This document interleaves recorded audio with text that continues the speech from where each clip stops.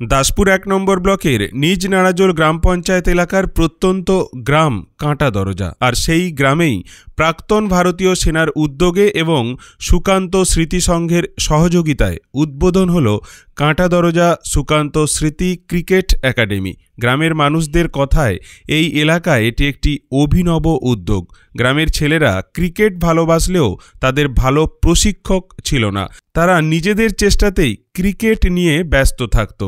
তাই তাদের সুযোগ করে দিতে এবং ভালোবাসার এই খেলার মান বাড়িয়ে তুলতে এগিয়ে এলেন প্রাক্তন ভারতীয় সেনা সমীর কুমার বেরা। সহযোগিতা করলেন কাঁটা দরজা সুকান্ত স্মৃতি সংঘের সদস্যরা, পাশাপাশি বেশ কিছু ক্রিকেট প্রেমী উৎসাহী যুবক। ২৬শে জানুয়ারি ভারতের ৭৬তম প্রজাতন্ত্র দিবসে এই ক্রিকেট একাডেমির পথ চলা শুরু হলো।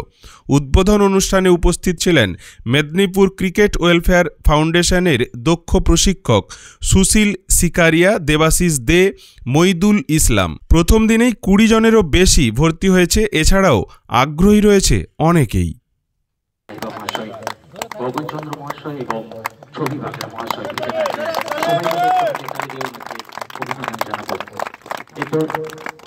এইমাত্র আমাদের খেতে কাটা হলো। এরপর আমাদের আত্মীয় কোচ দেবাশিস দে, মইদুল ইসলামের হাতে বল এবং ব্যাট, কোচের হাতে বল এবং ব্যাট তুলে দিচ্ছেন মাননীয় প্রধান প্রাক্তন প্রধান সাহেব। সবাই মিলে সে বিশেষ মুহূর্তে পৌঁছে গেছি।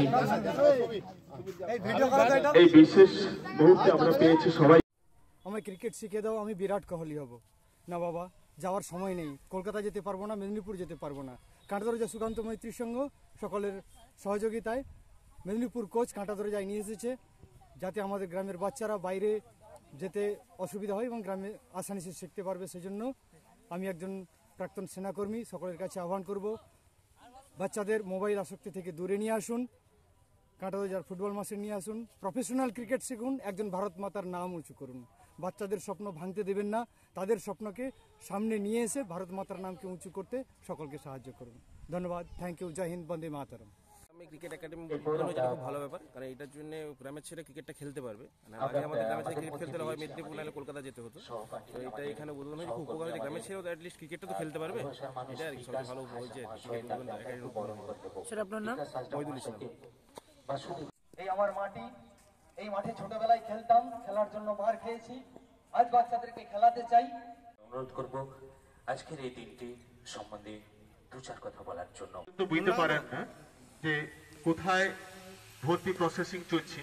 অলরেডি ভর্তি প্রক্রিয়া আমাদের শুরু হয়েছে। দেখুন, মাঠের একদম পূর্ব দিকে যে গোল পোস্ট রয়েছে তার নিচে যে একটি ছাতা দেওয়া রয়েছে।